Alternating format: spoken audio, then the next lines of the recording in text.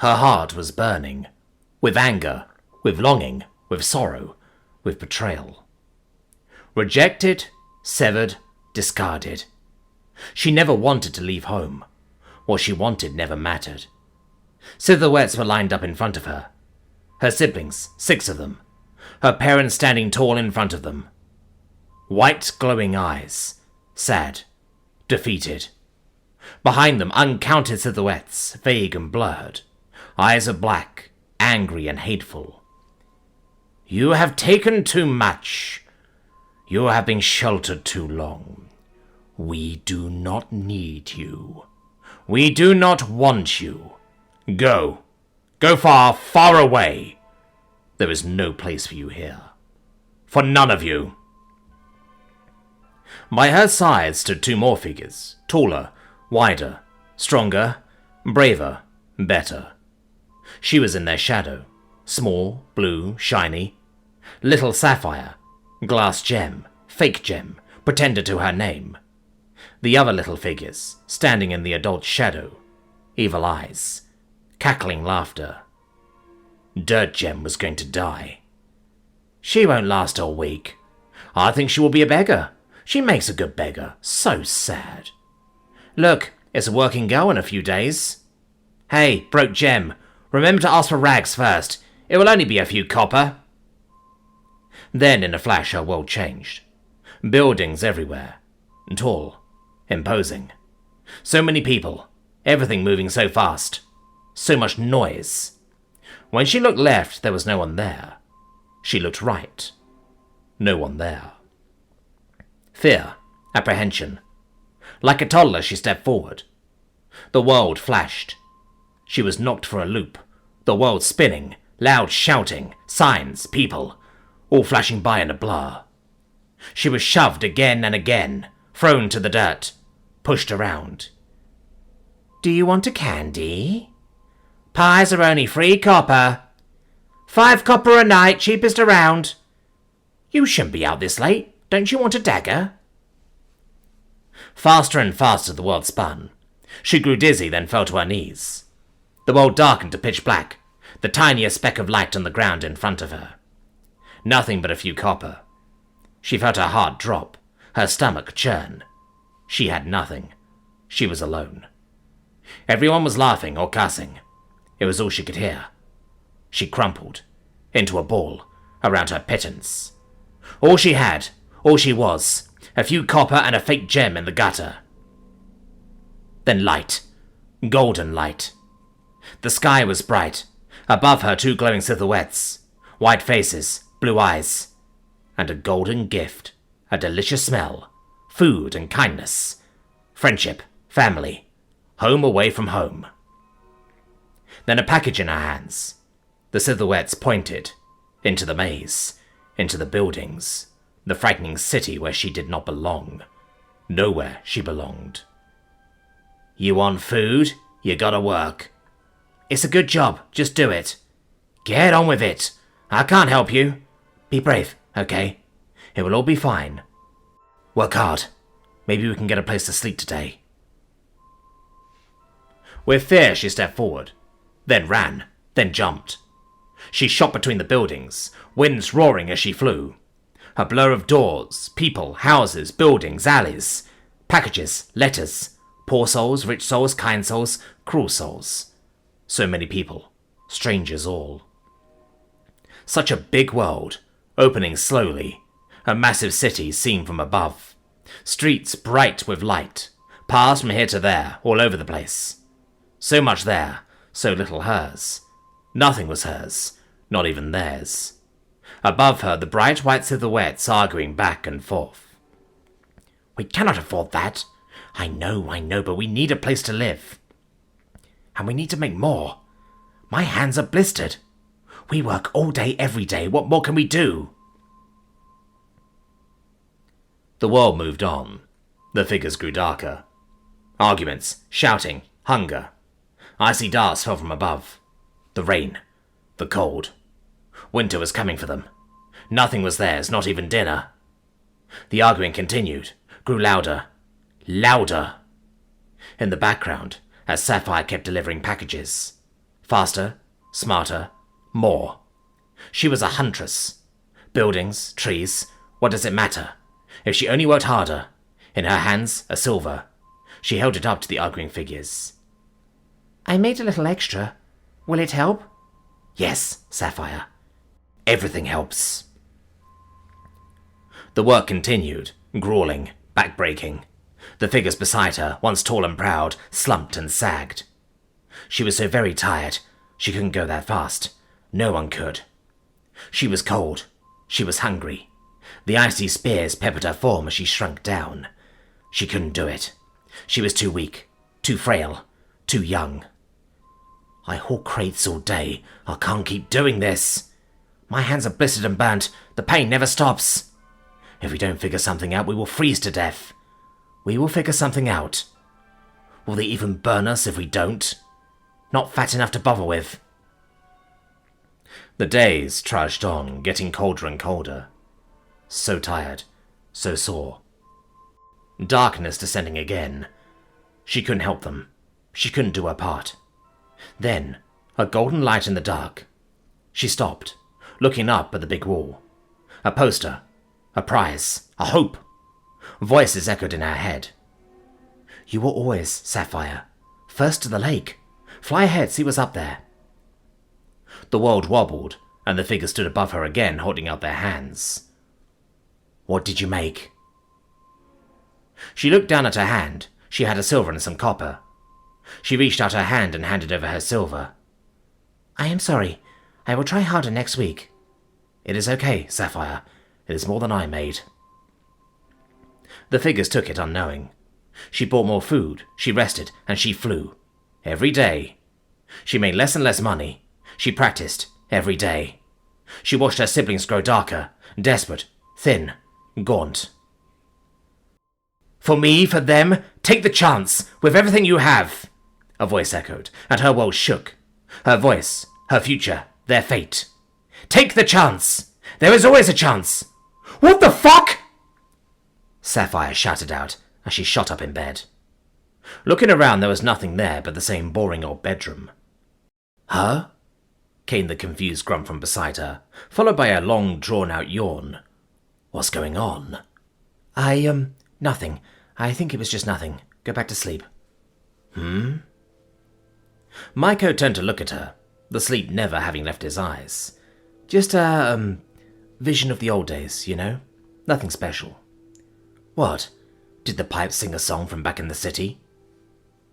The guardsman sighed audibly, laying back down again and pulling the covers up nearly over his head. I remember some musicians who sounded just like them. Sapphire shook her head bemusedly. She knew full well what he meant. She had never considered that water pipes might be loud, but somehow Tom had in fact managed it. It had also failed to truly warm up the keep or even their rooms. Still, it was well worth it for a warm night's sleep. She could feel it coming up through the mattress, and she soon joined Maiko, trying to trap the precious heat in with their blankets. She could not go back to sleep, though. She lay there, wide awake. Perhaps it was the heat, but she couldn't remember reliving a memory like that before. So long and drawn out, it felt more like a lesson, or a vision. But she knew everything she saw had happened. Was it a lesson for the future, or just a memory of where she had come from? Was there even a difference? I will talk to a puma in the morning. And what does it mean, take the chance? We're taking every chance we can right now. With a sigh, she lay back down, still staring at the ceiling, and she could almost see the stadium before her. Grand and packed to the rafters with spectators, all cheering her name. Of course, back when she had gone to her first tryouts, it wasn't the big central stadium. It was a grassy field with some rings and sticks and a bit of scaffolding. But she had done well enough to qualify for some of the lesser races. It was a happy memory, if a grueling one. No one called me Glass Gem after that now, did they? I even won some proper ones. She looked to her left, at the armor stand in the corner. The necklace she had won was hanging atop the breastplate. Just you watch me.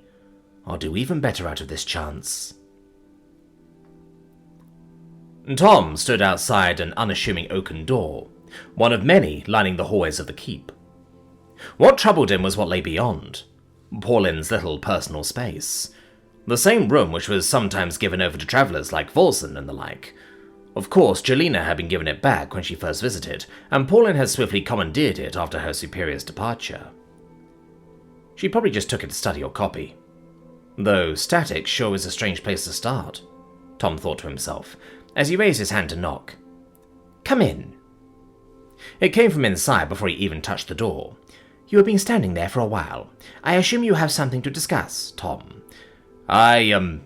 Yeah. Tom just opened the door, being greeted with quite the messy office.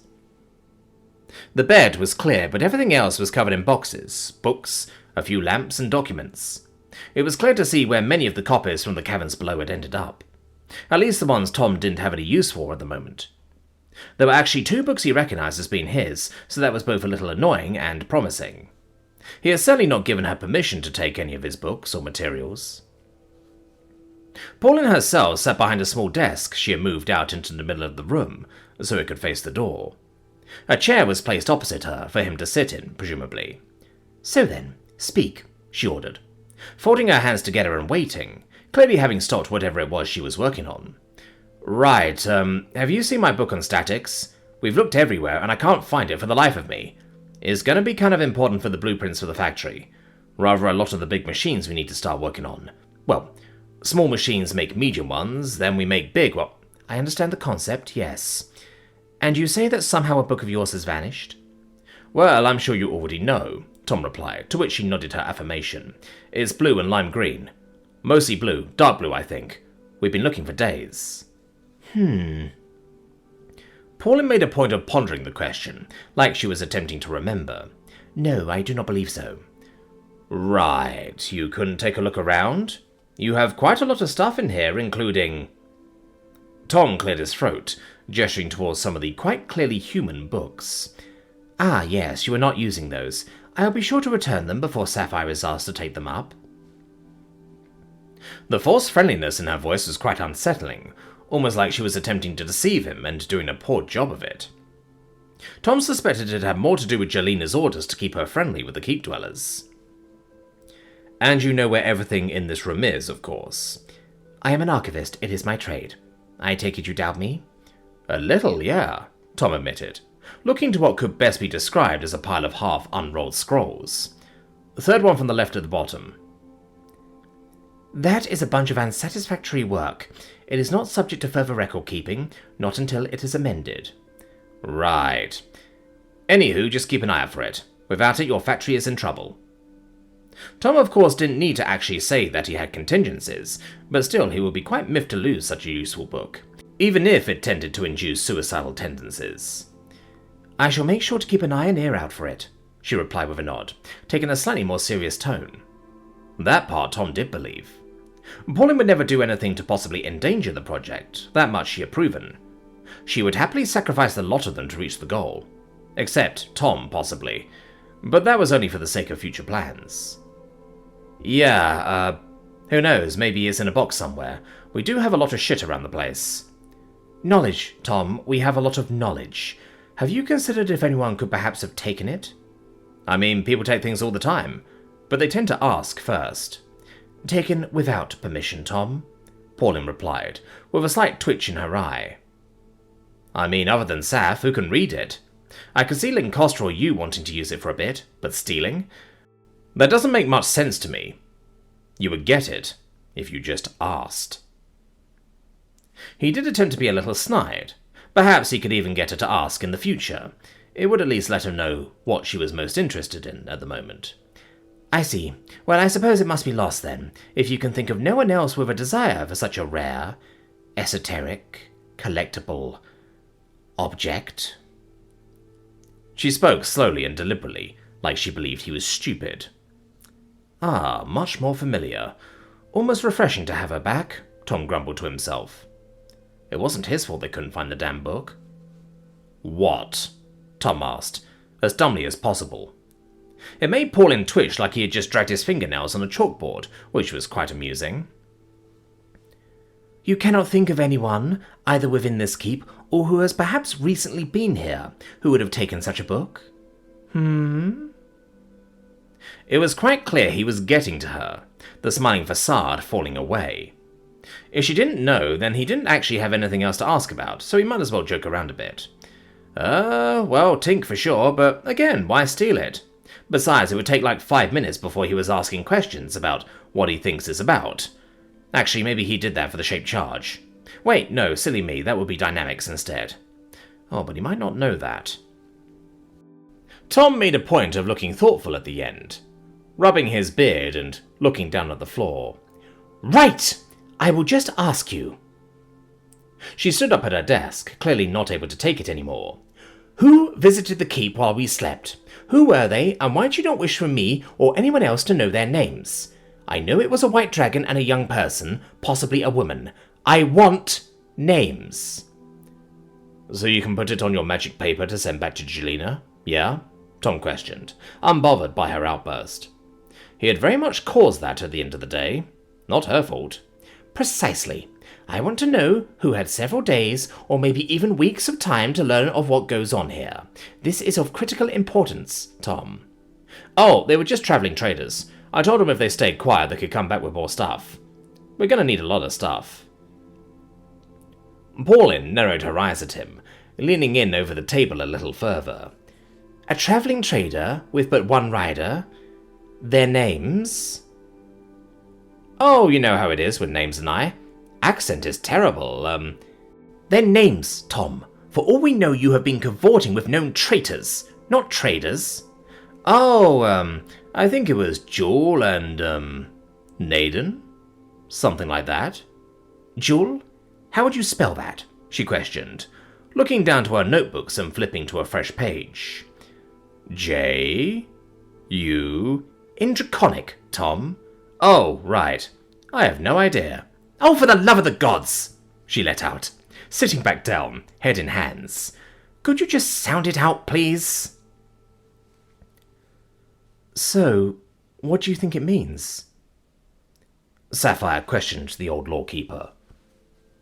She had only just finished reciting as much of her vision as she could remember to him.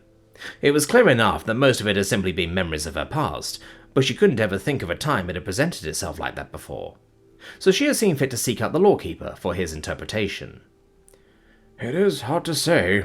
There was mostly hardship, and there was little of the happy times in your life, yes? The old man answered.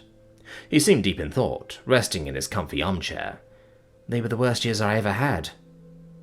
Which may bode of similar challenges in your future. Hard times ahead. And it never revealed the happy times.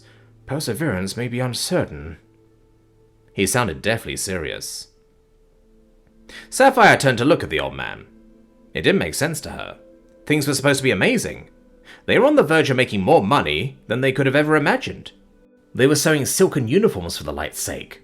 And here he was talking about a time of her life when she truly considered if working on her back might have been worth it. Though had it come to that, she may just have tried to enjoy the long way down as best she could instead. You can't be serious. With everything that's happened, is going to happen. We are going to live as nobles, every one of us. The life of a noble is not free of hardships, Sapphire. She just grunted a touch. Depends upon the noble. She has certainly met plenty who could hardly clean themselves, let alone be useful if it came to it. Not that such descriptions extended to the Bismarti family, of course. Perhaps that is true. Was there perhaps something you were not shown? Many times that may be just as important? I suppose I didn't see anything about me trying to join the guard. That was a little weird. No rejection, no sneaking in to watch, or getting caught. I wonder what that might be about. Yes, that is surprising, considering the path you have chosen lately. She gave the old man a curious look. She could guess well enough who he might be referring to. I am sure he is very nice. He certainly seems like a nice young man, but in a sense one may even claim we have all joined the guard. Or at least the cause. Not to mention the Inquisition. Indeed. I do wonder if perhaps they are to play a lesser role in your future, or perhaps they simply did not matter for the message you were destined to receive. If you ask me, that means we can do just fine without them. Gods, it would be nice if that is true. Yes, perhaps that is it, the old man conceded, though Sapphire could feel how little he wished to discuss it. Was there anything else, perchance, then? The closing words? Perhaps they carried greater import. Apuma offered with a kind smile, though Sapphire saw through him well enough. At best, he was trying to console her with a half-truth. Take the chance? Take the chance with all that you have? But we already are. Doesn't seem like something you might get a vision for, does it? Not ordinarily, no, I grant you that. Perhaps you must take a chance in your near future. That is most important indeed. Like what? Sapphire asked with a sigh. She knew it was a rather pointless question, but it was so rare to get a vision like this, if it even was one, and she felt like she was wasting it on nothing here. I don't know, Apuma replied, a touch defensively. Perhaps it is not for us to know yet. It was hardly shown to you. But you don't think it's just, taking the chance on Tom? That was quite the gamble. It does seem quite strange, doesn't it? And Tom may have been a gamble, yes, but it was hardly your gamble to make, even if it was to an extent gambling with your fate. Still, it seems unlikely to have a vision about him now. It is much too late. Yeah, but I could work harder. Back then I wasn't pulling my weight, not at the end. But it was not the end, was it? And if I recall correctly, you did not forget your siblings during your time as the Silver Streak? Apuma said with a chuckle. Sapphire hadn't exactly been open about her life back then, outside of the success she had enjoyed, but it was hard to keep everything secret for decades. She had certainly made sure that Viper and Heiko weren't going to starve while she had any say in it. It wasn't like she had ever been rich, but prize money paid quite a lot better than being a messenger. So? She questioned, catching herself reminiscing about those wild times. A brief flash of fame and glory. I cannot say. Perhaps the study of the books is your chance. And it is okay if you neglect your duties as Huntress in their favor. Perhaps the chance is yet to come, but speaking as Nanook's second... husband for a moment. The old man glanced side to side for a moment, as if he was worried they were being overheard. It may be quite the literal chance, and it may be a very brief opportunity to take the shot, as it were, if you catch my meaning. Hold your edge should it be needed, like a good dagger in a purse, forgotten for many years, but sharp when called upon. Sapphire looked at him with a strange expression for a moment, before nodding slowly. It was certainly the first time the old man had compared her to a noblewoman's defense against sticky fingers or brash bachelors. I will keep an arrow nocked. Very good. I am sure of all the things we can spare, root gathering may well be one of them. Perhaps Deriva can be of assistance. For some rations and a bit of gold, I'm quite sure they would be. Foes certainly won't be much good. No, so I have heard. Perhaps she can be put to some other task in the times to come. She is fearless, that may be most useful. No, she is foolhardy, but I suppose there is little difference sometimes. Sapphire tried not to stare at the old man, but it was difficult indeed. He never took such matters lightly, never the first to spring to violence, even in defense. Apuma? What's coming? We don't know, he replied reluctantly, but it may be something quite, unwelcome on our island. She narrowed her eyes at him, which certainly unnerved the old man. What kind of something? How could we possibly know that, Sapphire? The king himself has no idea, but we all know things are happening. Not all of them under our control. See to your studies and your bow. I don't know what we will need more. Right. A warrior scribe. Shouldn't be too much of an ask. She made sure to sound a little extra sarcastic to ensure the old man understood her view of the situation. He nodded apologetically. I know, Sapphire. If it helps, this old husk has to try and keep up with the fires of youth and some of the most dangerous magics known, while teaching our young the ways of numbers and runes.